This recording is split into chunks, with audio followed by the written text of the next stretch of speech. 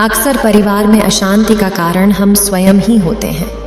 हम इस बात को देख पाएं, भले ना देख पाएं, पर ये असल सत्य है, क्योंकि जाने अनजाने मूर्खतावश हम खुद ही अपनी वो बातें दूसरों को बता देते हैं जो हमें कभी नहीं बतानी चाहिए।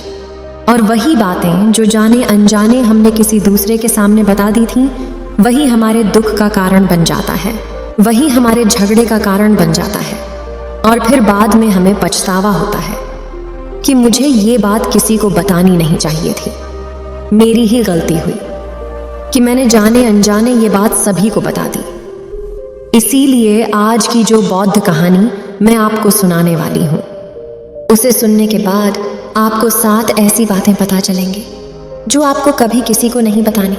ये जो 7 बातें हैं जो आपको किसी को नहीं बतानी, क्यों नहीं बतानी, इसके पीछे का तर्क भी मैं आपको दूंगा।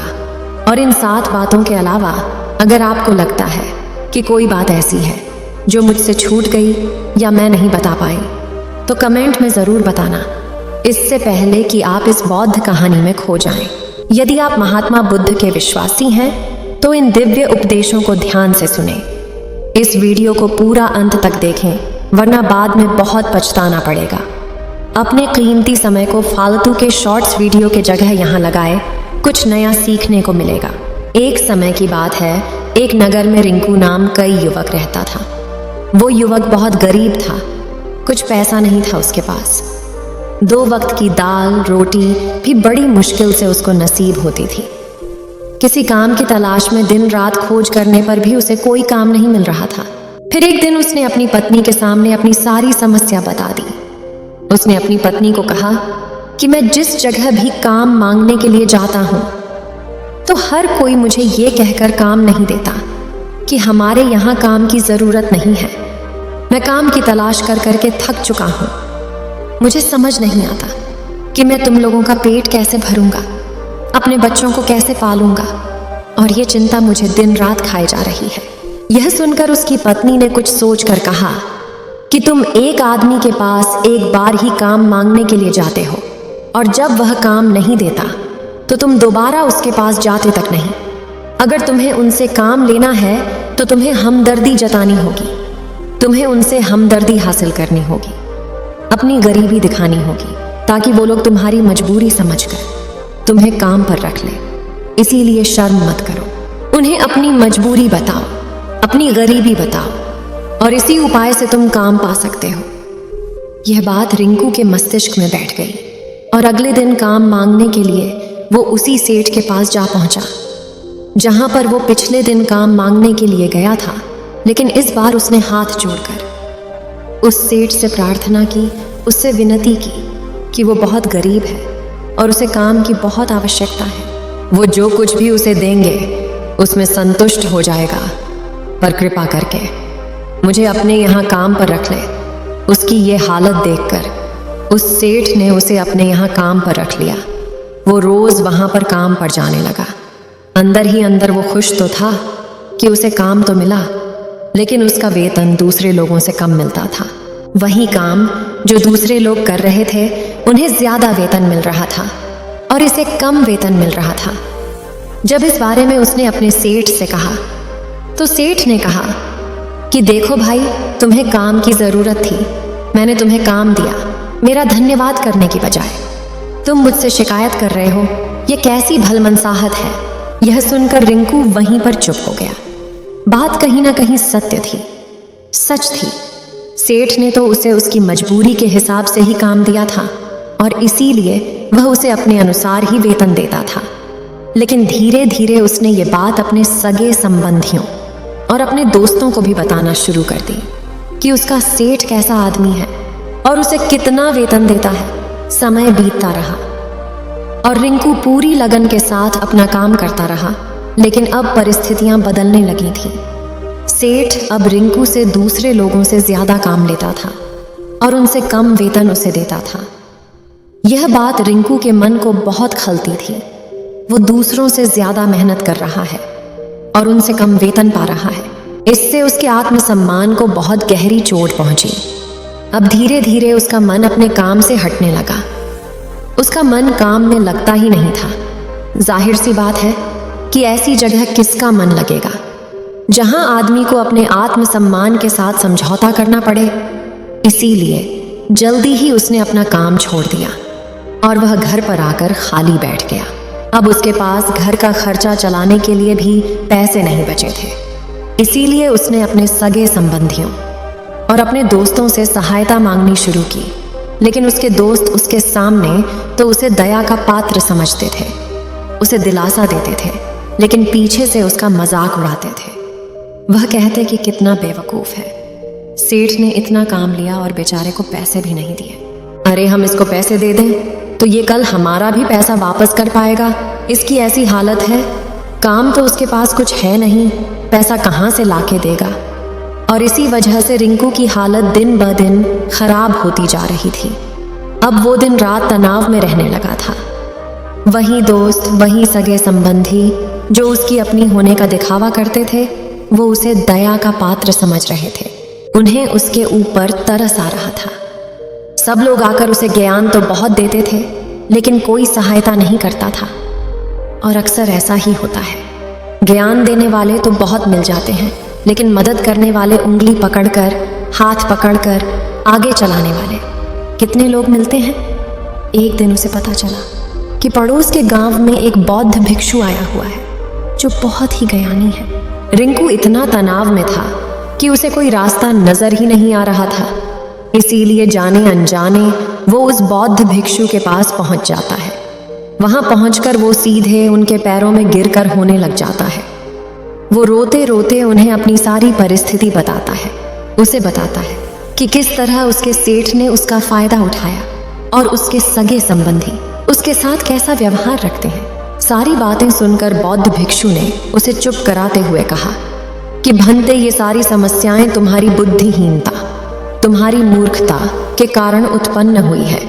अगर तुम्हारे अंदर विवेक होता तो इनमें से एक भी समस्या तुम्हारे चित्त को दुखी नहीं कर सकती थी, लेकिन तुमने अपने अविवेक के कारण, अपनी मूर्खता के कारण खुद ही अपने रास्ते में कांटे बिछा दिए।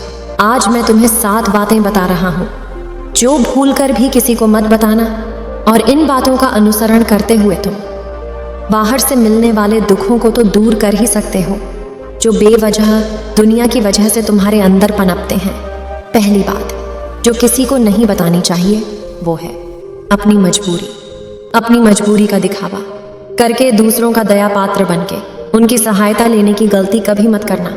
हो सकता है कि आज वो तुम्हारी मजबूरी देखकर तुम्हारी सहायता कर दे, लेकिन कल वो तुम्हारा फायदा उठाने से भी नहीं चूकेगा।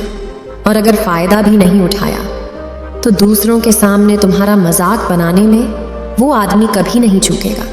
इसीलिए कभी भी अपनी मजबूरी का दिखावा मत करो। अगर घर में 2 रोटी है, सूखी रोटी है, तो वही खाकर सो जाओ, लेकिन दूसरों को इसके बारे में भनक तक नहीं लगनी चाहिए। जरा आप खुद सोचो, मजबूरी बताने का क्या प्रयोजन होता है एक इंसान का? या तो दूसरों से सहानुभूति हासिल करना चाहता है या उनसे कोई आर्थिक मदद चाहता है।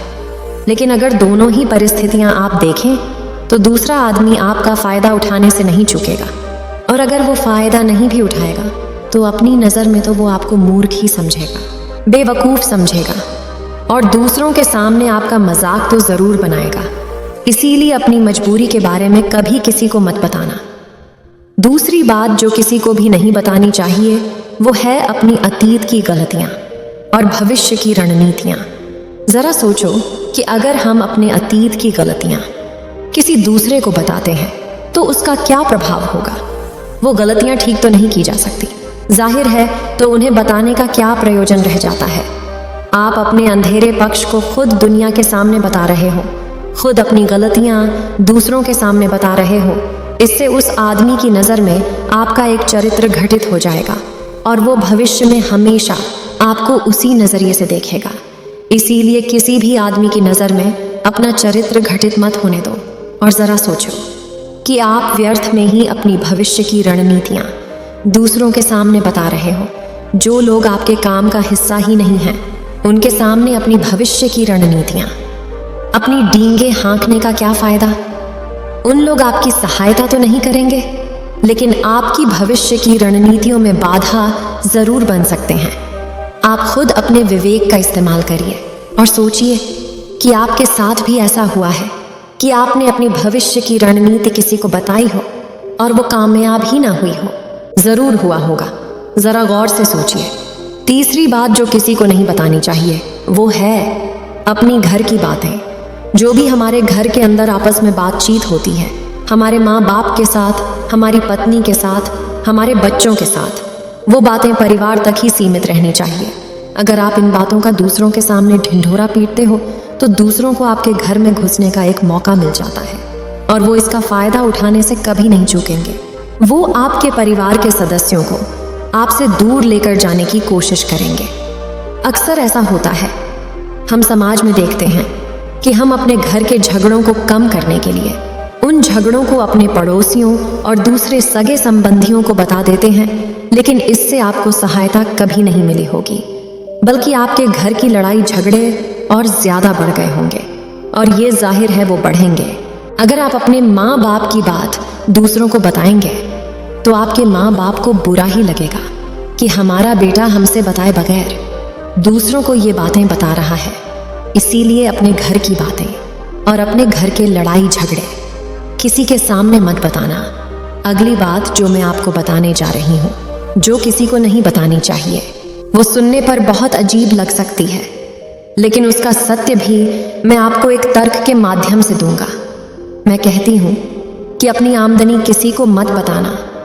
अब अपनी आमदनी न बताने के पीछे क्या प्रयोजन हो सकता है?